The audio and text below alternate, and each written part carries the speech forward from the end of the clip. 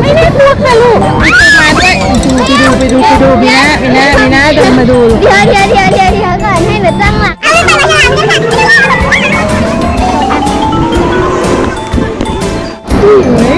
ตัวเรียนครับตัวเรียน ติ๊กจับมา ตัวละตัว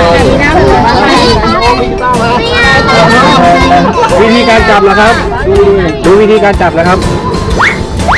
จับออกมาจับหางหนึ่งนะครับมือที่ด้านไม่ถนัดจับหางอีกด้านคือจับบอลแบบนี้เสร็จแล้วมันจะดิ้นถ้าเราไม่จับมันจะหักจับเลยจับด้วยนะจับเลยมันจะเจ็บเลยจับแล้วไปเลยครับไปเลยครับใช่มันไม่ได้ใส่ออฟ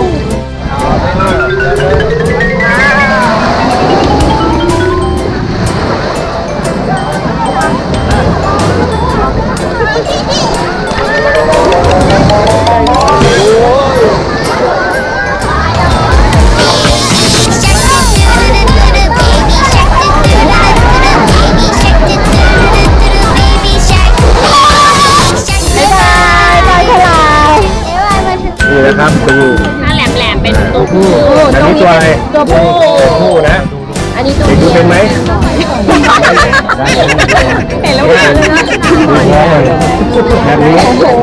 บ้านมันจะใหญ่แบบนี้เห็นไหมบ้านเป็นตัวสีมันก็ผิดกันสีแบบหนึ่งสีก็ต่างครับวิธีการจับในการปล่อยนะครับจับแบบนี้จับด้านหลังคว่ำแบบนี้มือนิ้วอย่าเลยมา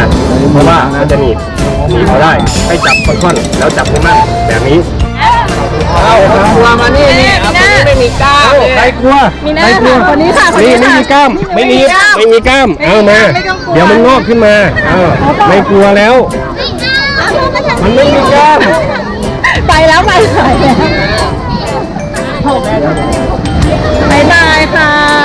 ปูไปปล่อยปูกันเลยไม่มีกล้ามน่าสงสารน้องปูไปแล้วโอเคมาพ่อแทนแล้วกันขอหนึ่งตัวปล่อยครับแทนลูกลงมาตรงไหนคะ โอ้ยปูหลายตัวอยู่นะครับมาเลยปูหน่อยมือทำไมเห็นไหมเนี่ยมาเลยดูคุณพ่อเลยคุณน้อยหนีบมือ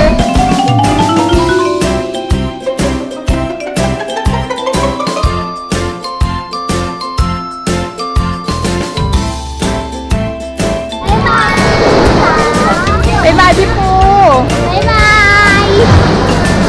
กิจกรรมสนุกไหมคะกิจกรรมแรกตื่นขึ้น